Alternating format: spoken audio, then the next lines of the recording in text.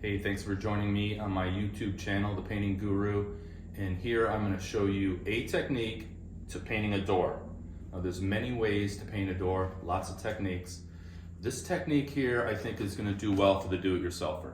So what we're going to do is we're going to do a brush and roll.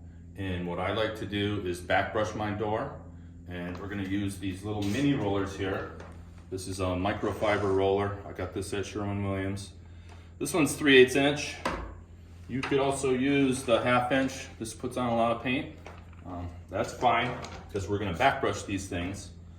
The reason why I back brush is because this will leave like a mini stipple texture.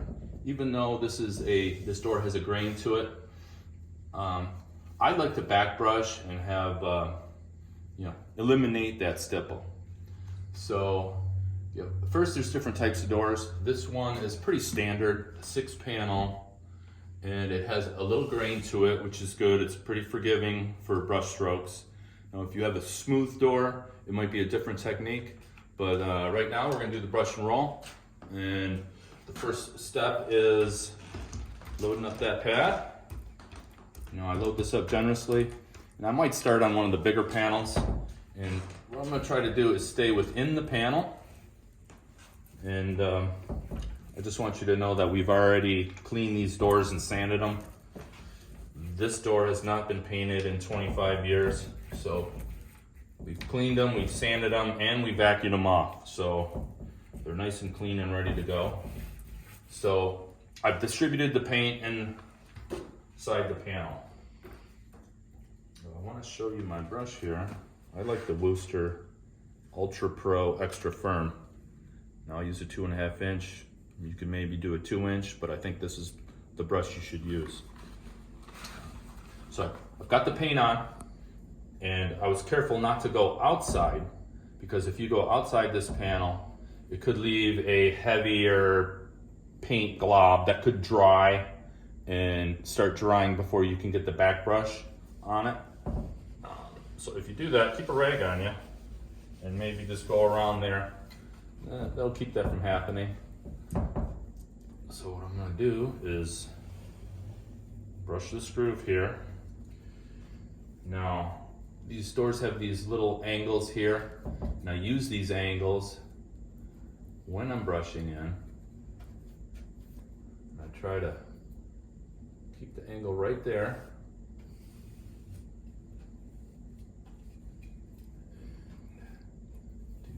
Each one like that, and then I come back and I do the middle section with the long stroke.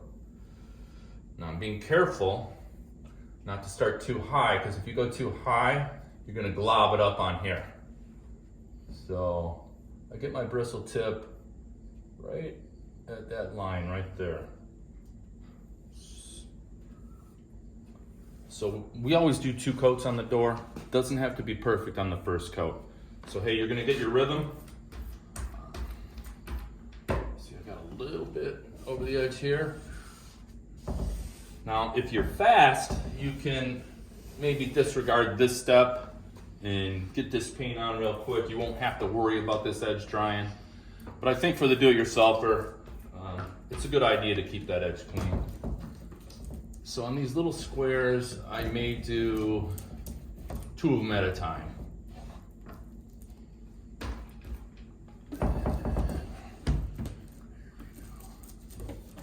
I'm in this little rental unit here. It's been 25 years since it's been painted. And if I can get a picture of what it looked like before the person moved out, I will do that.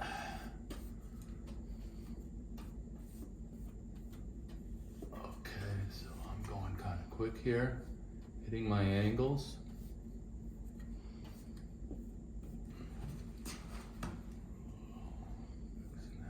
Okay, let's back brush this one.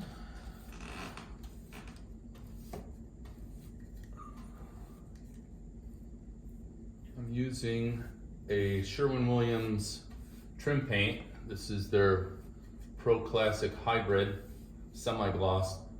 And this paint is made for doors and trim. You don't want to use just a regular semi-gloss that could be made for walls. They make paint specifically for trim-in doors, and that paint dries down to a lot smoother of a finish than a typical semi-gloss wall paint. Sherwin has the Pro Classic, which I really like. Ben Moore has the Advance that I really like. The Ben Moore paint, the Advance, I think is a little shiny. Their semi-gloss is a little shiny, so I would use the Satin Advance from Ben Moore if I were using the Ben Moore. Okay, I'm gonna take my tray down to the ground here. Now, if you're looking at the door, you can see it's cut into sections. There's little cutoff points. And when we do the middle section, we're going to use those cutoff points as we back brush. So you can see I'm moving kind of quickly here. I would recommend painting the doors when they're up. You know, some people might say, hey, why don't we take them down and put them on sawhorses, and we can get them real good laying down. And you know, that's a technique a lot of people use. But the problem with that is then you got to handle them again when you're reinstalling them. You know, I really prefer to paint them when they're up, and when you're done painting, no more hands are grabbing on them.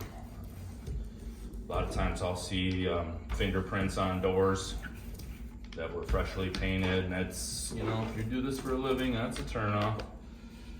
So, okay, we're on our last panel here.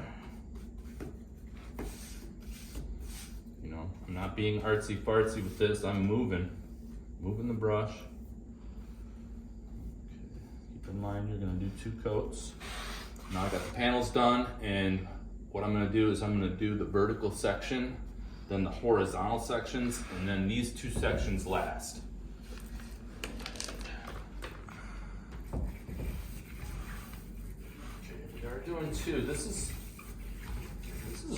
the same white that I used probably 25 years ago when I painted this door. But it had darkened over time, and the person that lived here, he was actually a hoarder. He had lots of plants in here, and everything got kind of a little bit grimy. Okay. So I'm going at a good clip, so I am going to do all of these sections before I back brush. And I'm putting it on a little bit generous. I don't want it too thin. I want paint on here so I can move it around. You can see that I take the hinge, so I don't have to be careful about the hinge. Alrighty. Coming back to paint the door casing later, so I'm not worried about hitting it. Sanded real well around the doorknob. This is where a lot of hand oils might accumulate. That will inhibit adhesion, so we sanded that real well too. We cleaned it.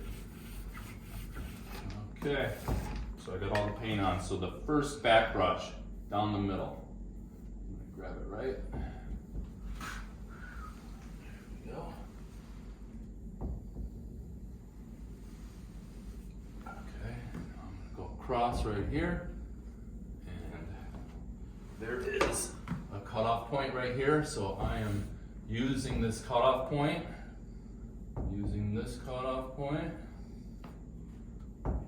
here, on the middle.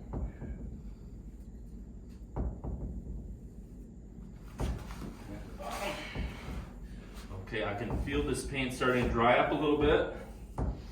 Now, the amount of time that the paint can be brushed out, that's called the open time.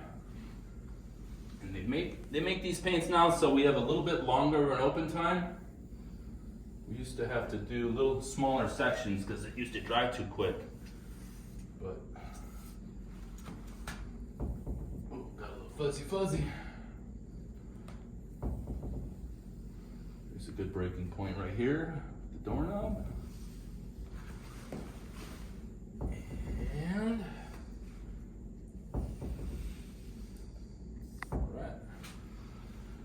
So we got our first coat on. You're gonna wanna do 2. You're gonna want this to dry down properly. The dry times, recoat times are written on the cans. This one might be 3 to 4 hours. I know the Ben Moore, they want like a 16-hour dry time, so you would wait till the next day. But this is gonna dry down. It's gonna look really nice. You're not gonna have any trouble. I think you got this, and I hope this video helped you. And subscribe to the channel. I've got many more tips coming, and good luck on all your painting projects.